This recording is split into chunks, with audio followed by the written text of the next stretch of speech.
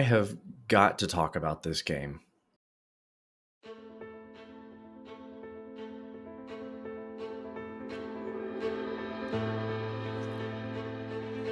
Hellblade: Sennua Sacrifice might be one of the most important games that I have ever played, and not just important, influential. Uh, so the premise, the basic plot is you are going to try to reclaim your love from Helheim, and that is your mission. But the overarching theme, I guess, maybe that's not the best way to say that, is that you also have psychosis, and I believe specifically schizophrenia. Honestly, I think this game does the best job of portraying a mental illness better than any TV show, better than any book, and the reason why is because it is in video game format. But we'll get to that later. Hellblade made me feel a wide range of emotions, including fear, suspicion, and also questioning Senua's reality, because you see things through a different lens when you're living with psychosis, and you experience the world differently than most people. So the player is kind of questioning like what is real, but it doesn't matter if it's real or not because it is real to her.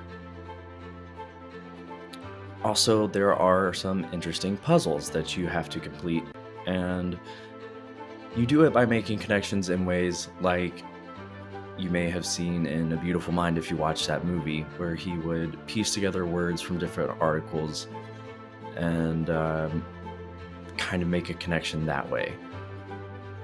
But some of them are big leaps, and that is kind of, again, a factor of mental illness. The combat was a little overly simplistic. There's not that many combinations you can do. There is one magic move, and that's about it. But combat isn't the main focus, so that's not really that big of a deal. The main focus is to communicate what it's like to live with psychosis, and also there are other themes in there as well, such as abuse and watching your mother die, that are all very traumatic experiences already, but having schizophrenia, it makes it a wholly unique experience. Sennua has a saying called, anytime she gets outside of the light, it becomes a totally overwhelming experience for you. And while you're playing the game, you sort of become immersed in that. And I think the game does that really well. Everything that you're experiencing feels immediately real and powerful, and it hits. This game made me cry twice. I've cried in video games, of course. And I've also really enjoyed video games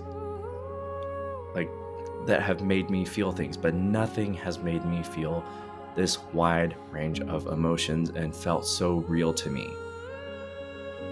It was bizarre, especially if you're playing this game with headphones on. You really get absorbed into Sennua's world and her condition.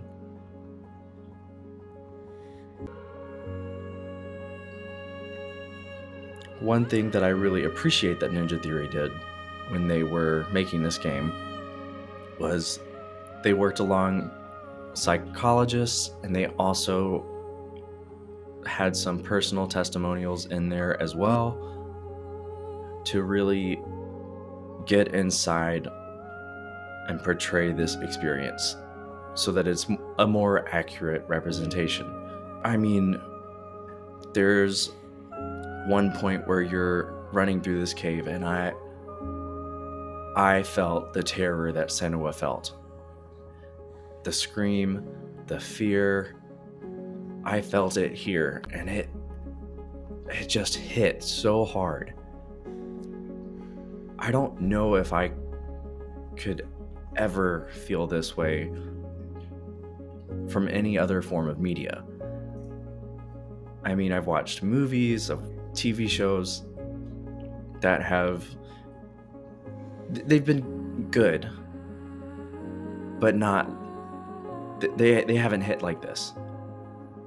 They haven't felt real. They haven't felt like they were happening to me.